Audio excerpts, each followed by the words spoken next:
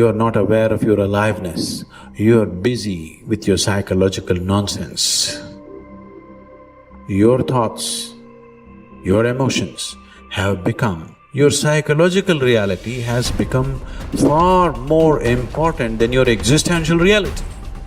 What it means is, you are so enamored with your own petty creation that you're completely missing the grandeur of Creator's creation. That's what it means.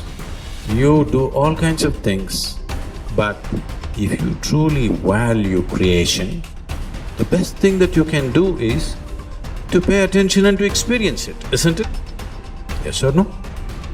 Most people are waiting for their life to change. Yes. So they can feel gratitude, to feel abundance, to feel whole. You know, that's the old model of cause and effect, you know. So if you're living with emptiness, you're living with lack, you're living with pain, most people have been conditioned that something out there has to take away this emptiness or feeling inside of them. But if you believe that you're creating your life and you're living by lack, well, lack isn't going to create abundance, right? So then it makes sense then that you don't really actually create wealth, you generate wealth, you generate abundance. So the moment you start teaching your body emotionally what that future is going to feel like before it's made manifest, well, your body, as the unconscious mind, believes it's living in that future in the present moment. Just sit down by yourself to visualize and daydream about your dreams, about the activities involved in that, about how you would struggle through, about what it would feel like to be victorious. All of it, the whole thing, the messy part, the ugly part. What would you say to yourself when it gets hard? That's what you need to do. To truly actualize a dream, we got to begin with seeing it and sensing it. The good, the bad, the easy, the difficult, and the victory. How you would like your life to be, what you would like your character to be, 3 to 5 years down the road, if you were taking care of yourself like you were taking care of someone that you actually cared about. So you kind of have to split yourself into two people and treat yourself like someone you have respect for and that you want the best for. That's not easy because people don't necessarily have respect for themselves and they don't necessarily want what's the best for themselves because they have a lot of self-contempt and a lot of self-hatred, a lot of guilt. I think you have an obligation, it's one of the highest moral obligations, to treat yourself as if you're a creature of value. You got to start with that belief in your mind. I've got this. I can do this. I can conquer this. I can pass this exam. I can get elected for the position that I'm going for. I can create abundance in my life. These are the thoughts that you have to have in your mind in order to become successful. So what is it time for you to build? What is it time for you to create? What do you need to do more or less of in order to get the results that you want? You have the power to become someone that even the deepest part of you trusts, someone you trust to succeed. Become the person that you know you can be. Stand up for your future, for your power, and for you to be something full of the worth that is in you. So most of us came up with our labels based on how we behaved. But really smart people can do stupid things. Really nice people can be mean. Mean people can be nice. And so if you judge yourself too soon, and most people's identity, their labels for themselves, who they think they are, has been based on their past and often many years ago. And so they don't update it. So the metaphor I'd give for identity is like, it's your comfort zone. It's not your goals. So if you took a temperature in the room and said 68 degrees is my comfort zone, physically, emotionally, financially, I want more in my relationship, I want more physically, energy-wise, I want more financially in my career, but this is what I'm used to. And so what happens? People stay in their comfort zone for the most part, and then let's say something happens and you dip. You're a 68 degreer, that's your mentality, and you drop down to 62, 61, 60, somewhere around 60 or 59, the heaters kick on and go, whoa, whoa, whoa. You're a 68 degreer, what the hell are you doing? We've all experienced that. All of a sudden you go, I'm not gonna live like this anymore. I'm not gonna be in this relationship. I'm not gonna be fat like this. Boom, and you get this drive and you start to change. But what most people don't understand is it happens on the upper end too. Meaning, let's say you got momentum, you start crushing it, you start doing even better than you think. You go from 68 to 70, 88, you're 98 degrees. Financially, emotionally, spiritually, whatever the metaphor is. And then what happens? You're going to say, hey, your brain goes, who the hell do you think you are? You're not a 98 degree here, right? Get back to 68. And if nothing else, the heaters stop, you lose your drive, and that'll drift you back. And not enough, the air conditioner can kick on, and you start to kind of sabotage yourself till you get back to your comfort zone. So unless you expand your identity, change is temporary. It's like when someone says to me, I've stopped smoking, it's been 8 days. I go, why are you counting? And I say, why are you counting? So you can tell people how long you lasted this time? Like if I went to somebody and I said to you, hey, Louis, you want a cigarette? You're not gonna say, what brand is it? You go, no, Right. I'm not a smoker. Notice how people, I'm not one of those. That's not my identity.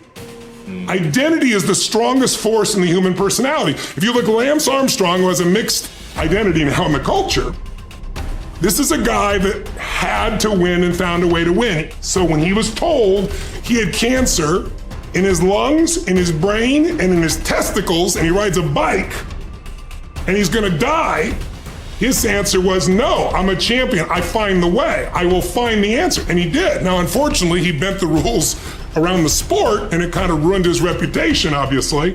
But that mentality, his identity is why he survived.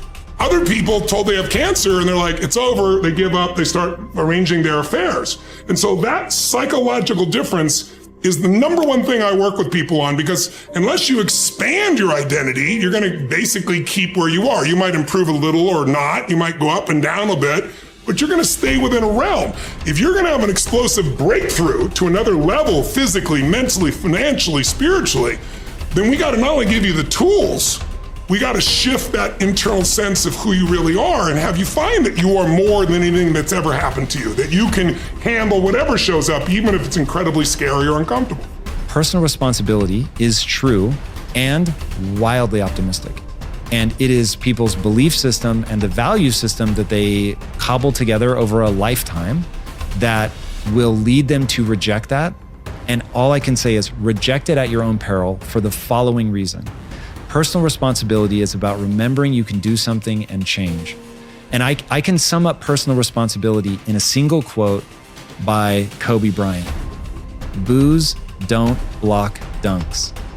That's personal responsibility. You can get so good at something that no matter how much people hate you, the best athletes in the world were paid millions of dollars and trained to stop Kobe Bryant from scoring. And yet he scored 81 points in a single game. So you can get so good no matter how much people hate you, no matter how much they're training and trying to defeat you. They can't.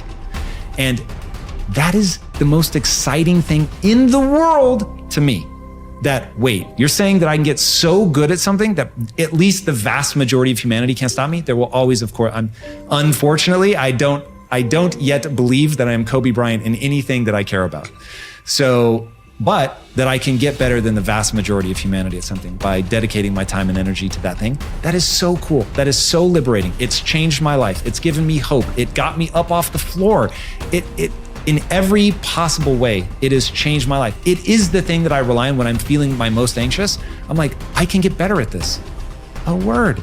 And then I remember, that's right. Like if I put time and energy into this, I can get better. So it's okay if I'm actually not good at this. You have only to keep in mind the experiences you wish to meet in order to control your own future. Shakespeare expresses the same thought in another way. Assume a virtue if you have it not. Look the part, dress the part, act the part. Be successful in your own thoughts first. In other words, fake it till you make it. Basically, when it comes to personality traits, there is no difference between possessing them and pretending to have them. Dr. Carl Simonton said that mind, body, and emotions are a unitary system. I affect one and you affect the others. This means that you can pretend to be confident or courageous, and the cocktail of chemicals inside your body for those attributes will be created, and you will indeed feel confident or courageous. Pretending you have a character trait such as confidence is not the same as pretending you can scale mountains or play the tuba. Those particular skills must be learned. Characteristics such as courage, confidence, and enthusiasm are created in the mind by the pictures you create, though. Acting as if sets a positive expectation. We believe something to be true and then act in a way that brings that assumption about. This can be a positive or negative force. The effect of self-fulfilling prophecies has been demonstrated by objective scientific experiments. In one study at the start of the 1968 school year, Dr. R. Rosenthal gave a non-verbal intelligence test to 18 classrooms of elementary school students in a Californian public school district. 20% of the students, selected randomly, not on test score, were then identified as intellectual bloomers, and their teachers were told they could expect to see remarkable intellectual gains in the coming year. The only difference between these students and the other 80 was the expectations created in the teachers' minds. When both groups were retested 8 months later, the bloomers had gained in IQ points over the other group. This is significant because it shows that altered expectations can result in unconscious changes in behavior that dramatically change the outcome. In another study during the 1970s, 152 cancer patients were assessed based on their expectation and attitude about their treatment, and then each was monitored for 18 months. The results clearly indicated those with a positive expectation about the treatment got the best result. It follows, therefore, that your chances of success in anything in life are greatly improved by positive expectations. Man is like the wireless operator. Man is subject to miscellaneous wrong through currents if his mind is not in tune with the infinite, or if he is not keyed up to higher vibrations than those of negation. If you want a quality, act as if you already had it.